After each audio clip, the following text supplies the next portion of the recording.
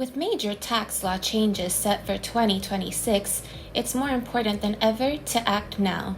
In this video, we'll discuss key strategies for business owners and those with significant estates, helping you understand the actions you need to take in order to protect your wealth before the tax landscape shifts.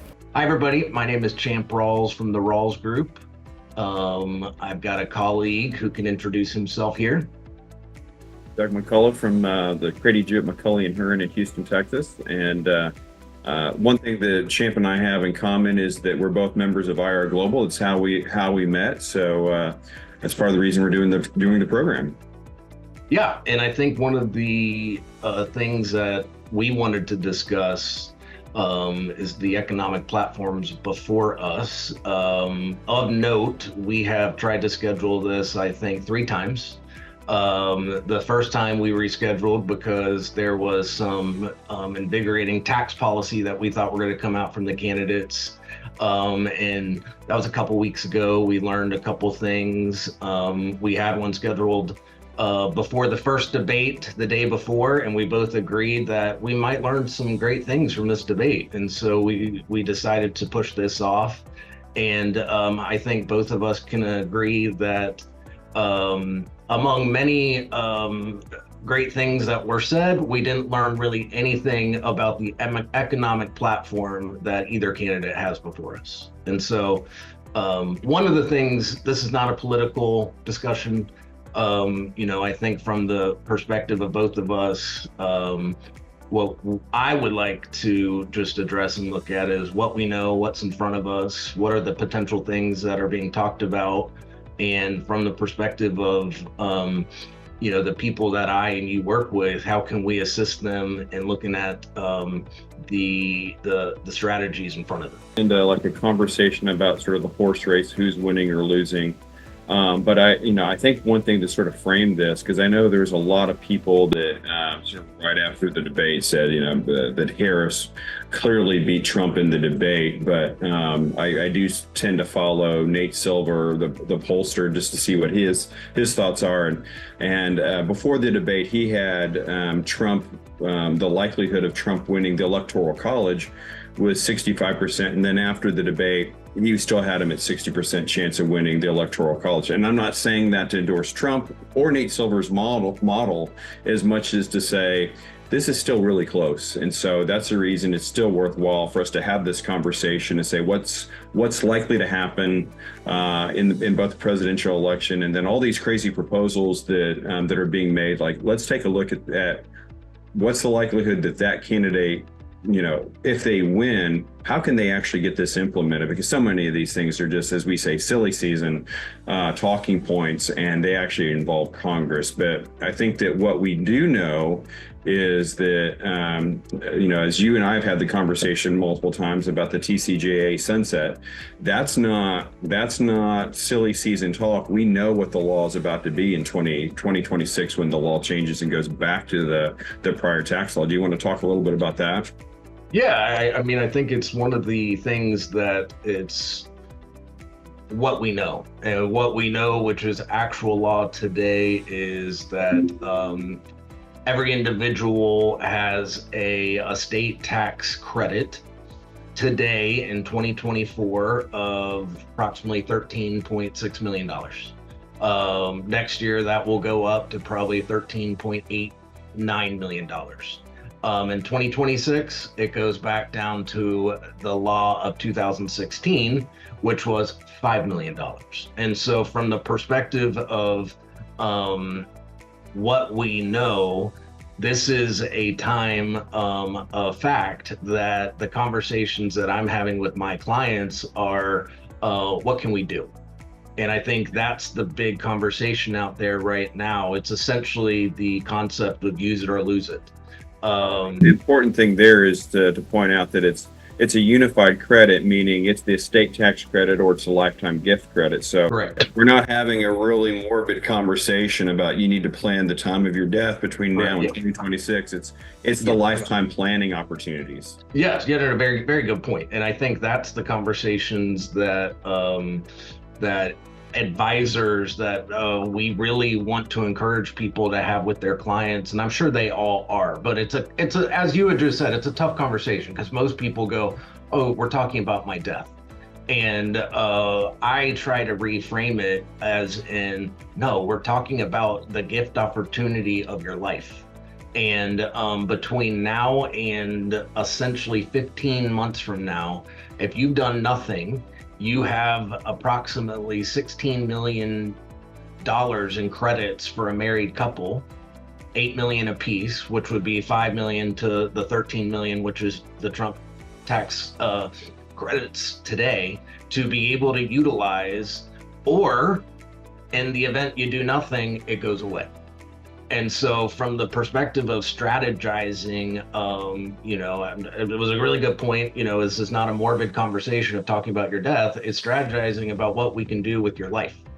And essentially it's the from a individual business owner looking at your personal financial statement, looking at those assets that you have the ability to use these credits to gift away, because a $13 to $5 million change is huge in the grand scheme of things when you are talking about high net worth wealthy individuals. And I think one of the things to understand, and again, to not be political, but to know the facts, the way Trump got this tax law passed essentially was the negotiation that it would sunset in 2025. So we've known this from 2017 when it came into play.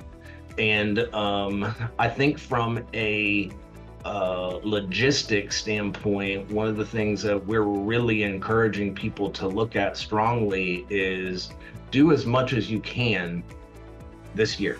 You've essentially got 3 months to work on a strategy for your estate plan, because getting it on a 2024 tax return looks a lot better than a 2025 tax return in the event that some type of different political structure comes into play and might look at what you previously did. And I'll just kind of add to that. I'm not an estate planner, but I'm surrounded by them. Our law firm is sort of known for our tax capabilities. So we have several very good estate planners, and they are already swamped. And so we can have ongoing meetings talking about how we're going to be handling next year, 2025, when there's going to be a race to get out ahead of this. And I really sort of echo what you're saying, is if you can at all get ahead of this and start the planning now and this year. First off, the law could change next year, and it could, theoretically, there could be some changes that could happen and be retroactively changed back to January 1. You don't really run into that risk here. So but getting in line, if you will, and getting with your estate planner now, start the planning process, because in the really sophisticated estates, it's not as simple as just taking a boilerplate document and signing it. I mean, it takes real planning.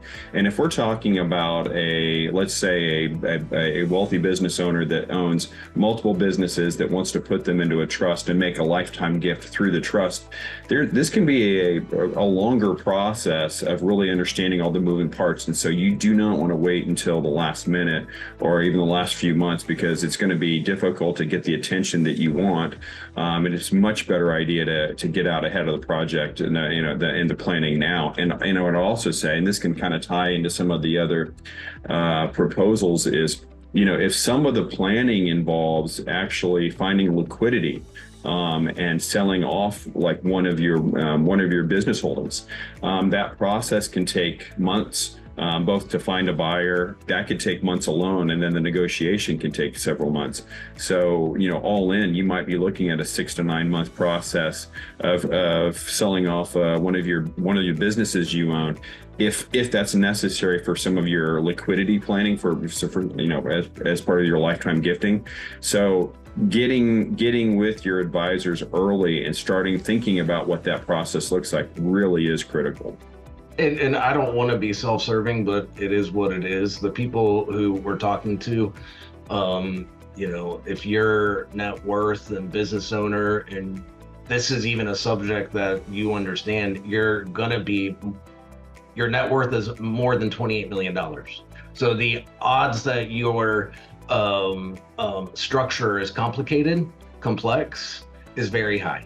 And to your point, this is not something you snap your fingers and it gets done. There's business valuations, the IRS comes involved, your accounting firm comes involved. And so from the motivation and strategy perspective, I can't say enough that this conversation should be starting yesterday. Because what we know are tax laws. What we know are the estate tax law. What we don't know is essentially the silly season that I feel like we both see and we waited for, that these tax proposals that are coming along. And, I know we've heard of the $5,000 child, a $25,000 tax reduction, $50,000 to start a business. I think from the standpoint of those, that's the more challenging subject, because it's really the unknown of what they're even talking about or what new plan they come up with every day. I think that, the thing that, we just really is worth repeating is, we know that we have the TCJA sunset, and I think Trump has said that he wants to extend it. So we know that if Trump wins and also wins both chambers of Congress, that we probably would see an extension of the TCJA. But I'm not sitting here trying to model out what the likelihood of that is, but that assumes not only a Trump win but also winning both chambers, or at least a working number of moderate Democrats that would work across the aisle. It's in the realm of possibility. But what seems to be much more part of the conversation is these, instead of one big tax bill, it's like these one-off, like, $5,000 tax credit, $6,000 child tax credit. But each one of those proposals is going to require, that candidate to win and then deal with Congress. And so I think in some ways, I feel like a lot of these are, they really are just, as we keep saying, silly season proposals that probably will never actually become law. And then even then, for the business owner, these credits the child tax credits probably isn't that interesting. No tax on tips probably isn't that interesting. Even it's a kind of an interesting proposal by Harris about the $50,000 deduction for startups. I mean, it would be welcome, I suppose, but whether you're a brand new entrepreneur for the first time or you're a serial entrepreneur, but the reality is it's not going to move the needle for anybody. And no rational entrepreneur is going to say, well, I was on the fence about this startup idea, but, oh, wow, I've got a bigger deduction, when they realistically probably could, a lot of this could probably be passed off as business deductions anyway, or otherwise is going to be capitalized. So it's an interesting and welcome proposal, but it's not going to move the needle for really very many people at all. What I do think is Kamala Harris's strategists, I do like the term opportunity economy. I mean, whoever came up with that one did a good job, because when you listen to it, you're like, oh, tell me more. But I think what you just hit on the most is you could have every tax proposal on the planet that sounds fantastic to new parents, to entrepreneurs, to new homeowners. The reality of America, the United States, is it has to pass Congress. Yeah, I was going to say that's the reality. And on one hand, you have Trump who's saying, "Well, extend the TCJA," and he's also saying, "Well, and we're also going to give you an additional tax cut, so that the corporate rate would go all the way down to 15." And I understand that Harris's proposals on capital gains are that with the net investment income would actually be a total of 33%. So they would go up fairly significantly. And actually, I think there's a point there. Again, I'm not going to tell you that the capital gains rates really are going to go to 33%. But for somebody who's a business owner who's actually thinking about what their planning needs to be between now and 2026, there's at least it's on the table. It's a possibility that capital gains rates could go up considerably, and so it's probably the time to have a conversation with your advisors, your attorneys, your CPAs, maybe you're an investment banker, and really start saying, hey, look, the market's tough right now for M&A. It's kind of because of interest rates the way they are. Private equity buyers are sitting on the sidelines. Maybe they're about to come back online, but have the conversation now. What would it look like to try to sell a company at the fourth quarter of 2024 or into 2025? Because there's at least a proposal that you should be taken sort of at face value, that it's a possibility that capital gains rates could be going up significantly. I think one of the, I don't know what the correct word is. I'm not going to use scary, but one of the more interesting proposals out there, either side, is the unrealized capital gains tax. And, I've seen a lot of the scary ads of the ones where, your house is going to be taken, the old couple. Or the ones that are, it's going to raise this much money. The reality is, I think it is so complicated to even understand the concept that it's one of those policies that, again, just goes back to the silly season, that it's great to put out there, but until somebody actually tells me how it's going to occur, it's just another silly concept.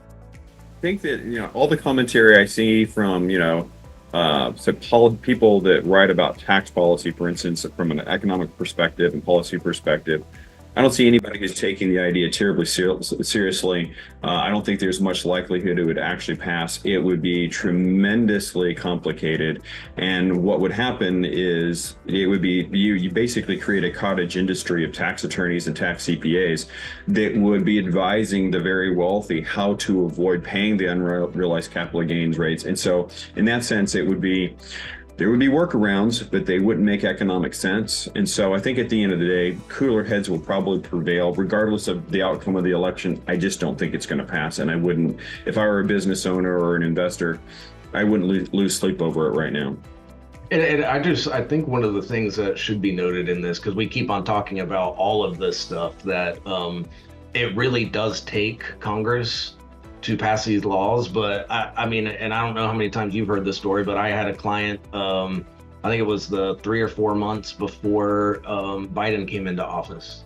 And they were convinced that with Biden coming into office, he was going to enact tax law that reverted the Trump tax law that we're talking about now, and gifted 98% of his business away to his children. Took advantage of the entire tax credit that Trump provided, and then nothing changed, and regretted it. And I think that's one of the things that I like to put on the table. It's the don't let the tax tail wag the dog, that refrain, that it's really putting together a strategy. It's understanding what's in front of you. And, while we're sitting here talking about motivating and looking at it, it's not going from A to Z. There are the steps, there are the thoughts. And I think that's why, from the standpoint of what you were saying earlier about this is not simple, snap your fingers.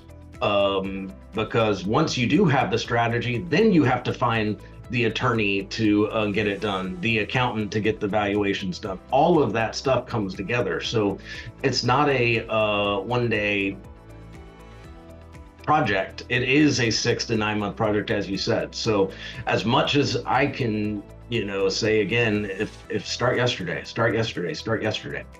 You make we've sort of reiterated the point we made multiple times. Most of these things require an act of Congress.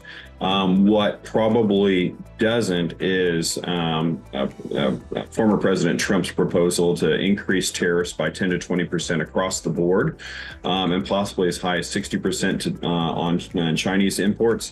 And the reason for that is Yeah, if there's different types of tariffs that are, available for a president to declare. Some of them are national security tariffs, and Congress has at this time delegated that authority for the president to make those impose those tariffs rather unilaterally. And at one point, President Trump was, as president, was threatening national security tariffs, for instance, on Canadian products. This is our neighbor and our ally, and yet he was using a national security act to impose those tariffs. And so it just to make the distinction that, if we have a President Trump a second term, he doesn't actually have to go through Congress to impose the tariffs as things stand. But it is interesting that if he doesn't control Congress, they could actually withdraw the authority to impose some of these tariffs. And so that one's a little bit murky as well. He would have some authority, but if he goes too far, I think you would see Congress pull that back. And I think from a perspective of, you, me, on individual, the idea that I understand are, tariffs are a tax on goods coming into America, imports. And so I think the unknown is, from each side, it's really, okay, we're going to tax the goods, which is is that going to increase the cost? And is that going to be pushed on to me? So from a financial perspective, again, it goes back to, it sounds good. I'm gonna tax imports coming into America, so we do more domestic manufacturing. But I think it also goes back to essentially, it's an unknown. What's the result? Yeah, and I think it's, I always try to bring this up in this context of, so much of the conversation, because so much of the conversation is directed at voters. And so we're like, well, what's the cost? What's it going to, how's it going to affect the cost of your grocery bill? But the reality is, if we're talking business owners, this is the cost of inputs going up. So any piece of your product that you're getting from overseas that's going into your final product, that, there's an additional cost to you. So it's going to have these tariffs would have an effect on for instance, American manufacturers. So I think from, my perspective, this really is a conversation about, what we know and what we don't know. And, from a perspective of what you can do and then what you can plan for. What we do know is the estate tax is where it is today and is sunsetting in 2026. What we do know is you can develop a strategy to use not the death part of it, but the life part of it, the gifting, that is also a part of the estate tax credit. And so from the perspective of going back to, looking at use it or lose it, I just really encourage people to understand that talking with your advisors today, yesterday, tomorrow is one of the most motivational things that I think we can say is to create a plan and deploy it. And don't allow yourself to not have talked about it to lose it. All right. Thank you, Doug, for being on with us. Again, I am Champ Rawls from the Rawls Group. And I'm Doug McCullough. And Champ, thank you so much for having me on the program. Sounds great. Till next time, everybody. Don't wait until it's too late. Consult with your advisors, develop a strategy, and take the necessary steps to protect your wealth. For more insights and expert guidance, visit our website at seekingsuccession.com or contact Doug or Champ directly.